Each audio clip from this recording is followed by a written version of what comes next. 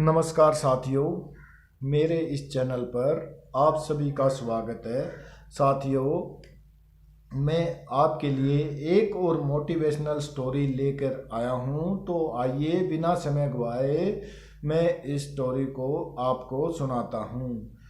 मित्रों, एक समय की बात है, किसी रास्ते से बहुत सारे मेंढक कहीं जा रहे थे और उस रास्ते में एक बहुत ही गहरा गड्ढा था।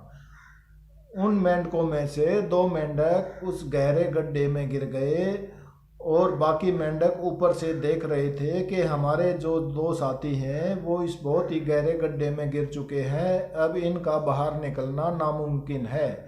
और वो ऊपर से चिल्लाने लग गए कि ये गहरा गड्ढा है, तुम बाहर नहीं निकल सकते। लेकिन नीचे जो मेंढक थे वो उछल कूद कर रहे थे और ऊपर वाले मेंढक बार बार चिल्ला रहे थे, तुम बाहर नहीं निकल सकते, तो तुम व्यर्थ ही प्रयास कर रहे हो, तुम बाहर निकलने की उम्मीद छोड़ दो। ऊपर वाले मेंढक लगातार बोलते रहे, लेकिन नीचे जो मेंढक थे वो कोशिश करते रहे बाहर निकलने की। थोड़ी देर बाद में एक मेंढक ने ऊपर वाले मेंढकों की बात सुन ली कि ये मुझे बोल रहे हैं कि तुम व्यर्थ ही प्रयास कर रहे हो, और वो उनकी बात सुन कर के नीचे वापस बैठ गया और उछलना कूदना उसने छोड़ दिया।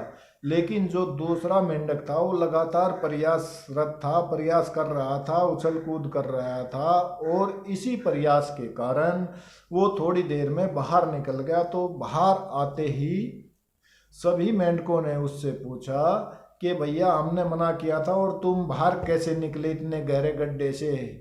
तो उसने बताया, मैंने तुम्हारी बात नहीं सुनी और इशारे से बताया, क्योंकि मैं सुन नहीं सकता हूँ। मैंने सोचा कि तुम मुझे बोल रहे हो कि तुम जोर लगाओ और तुम बाहर निकल सकते हो, और मैंने सोचा तुम मेरी हौसला अफजाई कर रहे हो, तुम्हारे उसी बातों के कारण मैं बाहर निकल गया। उन्होंने बोला कि हम तो बोल रहे थे कि तुम बाहर नहीं निकल सकते। तो साथियों, इस कहानी से हमें ये सीख मिलती है, हम किसी भी व्यक्ति को कुछ बोलने से पहले सोच समझ कर बोलने चाहिए, उत्साहवर्धक शब्द बोलने चाहिए, किसी का हौसला हमें डाउन नहीं करना चाहिए, और अपने ऊपर भी हमें पूरा विश्वास होना चाहिए कि मैं जो चाहूँ वो कर सकता हूँ और किसी दूसरे की बातों में ना आए। Thank you.